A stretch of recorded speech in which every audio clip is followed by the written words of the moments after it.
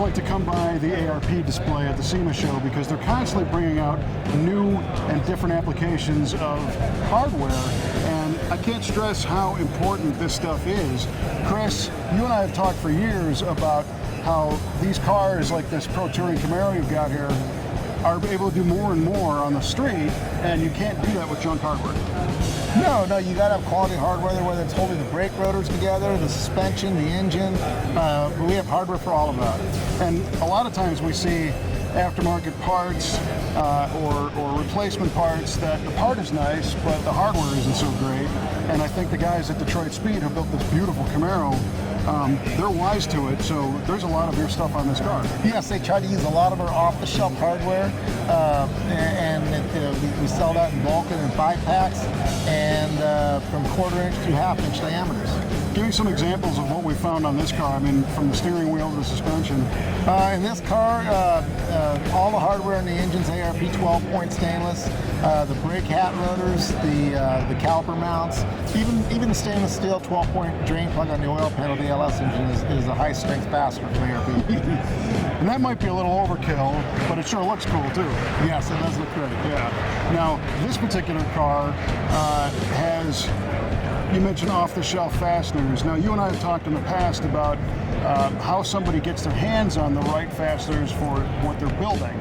So if I'm going to put together a front suspension kit, how do I spec the right bolts from ARP to do that?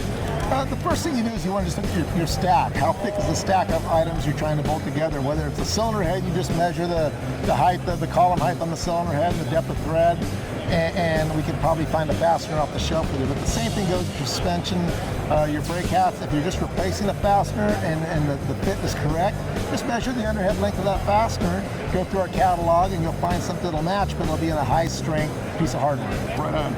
Okay, so show me around for what's new this year from ARP. Carter Dfp Carburetors have been around for years, and Edelbrock has kind of reincarnated it, and it's a very popular carburetor with a lot of different hot rod enthusiasts. But one of the cool things about it is that the carburetor top, or the bowl bolts, have always been the same from the first carburetor they built till now. So we took some off-the-shelf ARP hardware and we created a special kit for the Edelbrock Carter AFB.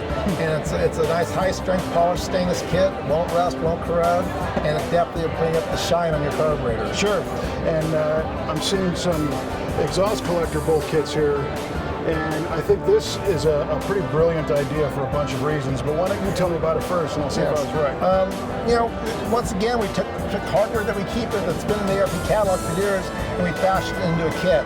And we offer it in 12-point and hex, and one of the key features of the part is that we use a tri-crimped 12-point nut to lock it. In a heat application, you don't want to use a nylock or even a regular split lock washer. You need a better locking device.